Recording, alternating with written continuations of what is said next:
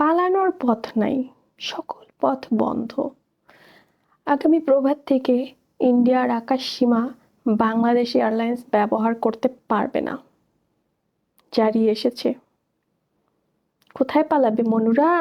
পালানোর রাস্তা নাই, সকল পথ বন্ধ। না বাংলাদেশে কেউ আসতে পারবে, না তোমরা কেউ যেতে পারবা।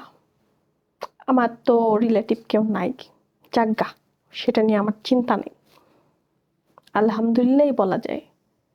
বেশি বাড়াবাড়ি করলে যা হয়, বলেছি না, অতিবার বেরোনা ঝড়ে পড়ে যাবে। মানে বাড়াবাড়ি কোনো কিছুই ভালো না। সুযোগ পাইয়া এই যে আওয়ামী লীগের পোলাপাইন মারো, আর হিন্দুদের যে মারছো, এখন বুঝো কেমন লাগে।